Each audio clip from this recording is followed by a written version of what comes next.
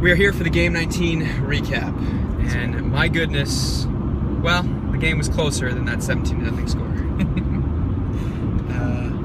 I guess we should have gotten that live chicken and bought Jobu a couple extra shots. That's true. That one wasn't even close. But well, I guess it's true what they say. Jesus Christ can hit a curveball. Sorry, I mean Chris Bryant. Wow, that one's for you, Adam. Cubs fans. Yep. That was. It felt like we were back in Chicago right there. That was good. Mm-hmm. Really, that was palpable how real that was. I complimented the Cubs. So there we go. Do you feel good about yourself? Do you like? Is that a relief? I think it just you unburdening yourself over there. Yeah, I need to do it. Are we having a moment? No. Sometimes I get very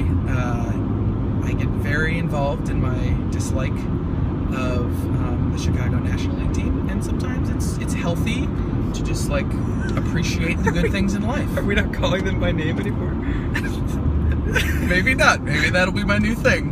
Okay. So I'll just refer to them as the National League. So this game was pretty much your own little personal slice of hell. You know, it's like on the radio when the player can't legally say the name of the team he plays for. Yeah. And he's like, I'm the slugger for your favorite North Side professional baseball team. Or it's the licensing problems that they have in video games, where it's like number 23 that plays for the Bulls, but they don't say Michael Jordan because Michael Jordan didn't license it. Yeah. Yes, exactly.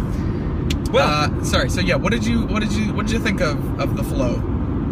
Patented here, by the way. Yeah. Speaking of things, founded and started right here. The flow. Hashtag the flow. You guys saw it in the preview. If you watched the preview, then we tweeted about it, and then we've come to find out that a bunch of people are using it on Twitter, including beat writers and actual people, like legitimate reporters, are using it.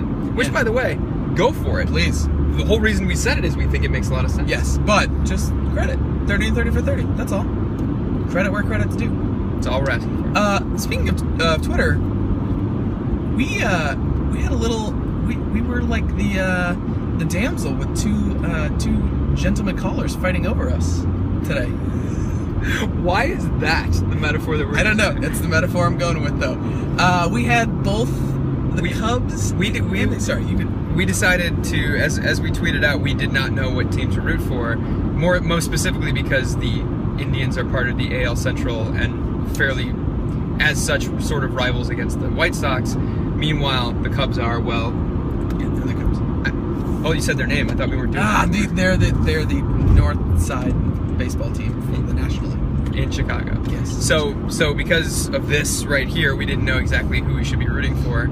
So, and I guess I shouldn't be putting all the blame on yourself. Yeah, you're part of it. I'm part of it. I'm just not as bad. Anyway, we tweeted out to both teams, who should we root for? Like, oh God, what are we supposed to do? And we didn't actually say like, hey, vote what you think who we should root for. This was not a like fan engagement type of event. No, we're not that smart. But instead, right after we did it, the Cubs came right over the top and did at us and at the Indians.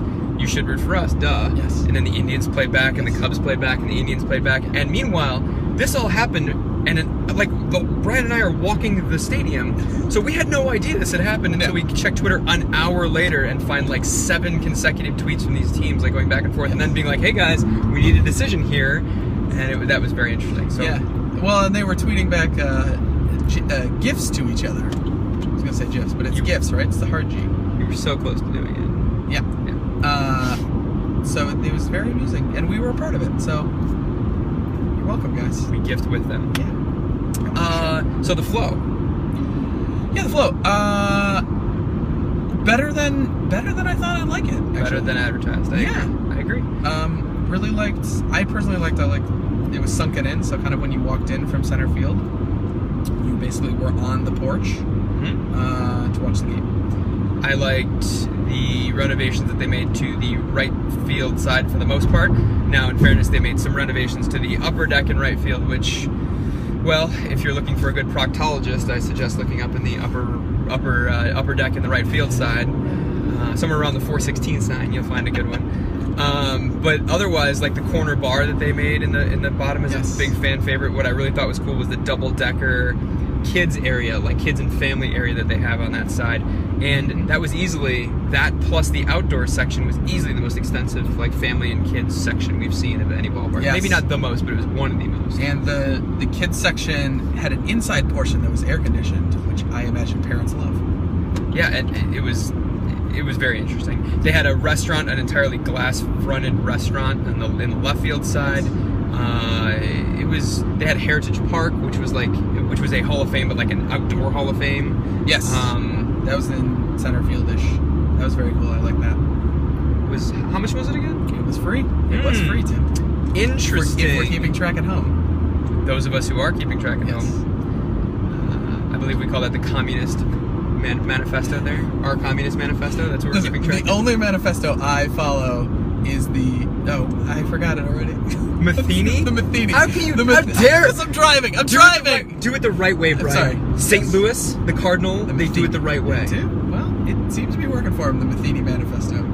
It was the most ridiculous piece of literature that maybe Brian and I have ever seen advertised. Well, maybe not the most ridiculous, but the commercial for it that they played was That's what I mean, little... is that well, hold on. First of all, let's be clear. Neither of us have read this darn thing. That's true. So we don't actually know what it is, but Mike Matheny was previewing it himself, and I assume he's going to speak pretty literal about what's in it. Yeah. And it was interesting. Well, It's something I would have expected to pick up during the Bible Belt section of our road trip, but in any case.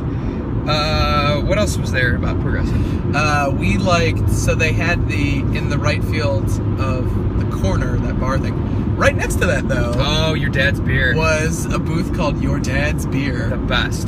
$4 cans of basically the beers that your dad would love to drink. So Stroh's, PBR, Milwaukee's Best. It was great. That was awesome. Yes, $4 cans of those beers. And as the night unfolded and 17 runs came pouring out, so did many of those beers. So, but it was also due in large part because of that we ended up running into several of our fans that were out Yes. at the game tonight. So that was pretty cool. The jerseys. We are not nearly as inconspicuous. We used to be able to traverse these ballparks unnoticed, and I don't want to make it sound like we are famous by any means, but We are not. it's fairly obvious that when someone's back literally says 30 in 30 for 30, Yes. even if you have absolutely no idea who you are, you're probably going to approach that person and go, you're either going to hypothesize what that stands for, or you're going to ask them what's This is going on. definitely bringing out the social butterfly within both of us, as we are forced to talk to people. I was going to say butterfly. Okay.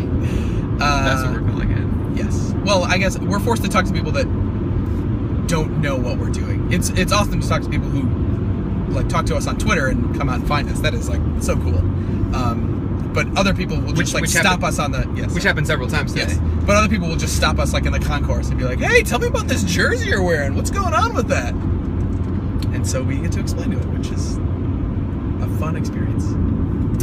I think the most fun experience is trying to hear Brian explain what the 30 in 34 30 is to someone on a phone or via an interview. He's not great at doing the 30IN 30FOR 30 apart. Yeah, it just doesn't sound right to me. Even though that is right. That's the way to say it. It's just so I wind up saying 30 and 30 for 30 like very fast and unintelligible, and then have to go back and explain myself, and it's just not great. It's Bush League. This isn't the California Penal League, Vaughn, okay? And we wear caps and sleeves at this level, son, okay? Yes. We have jerseys now.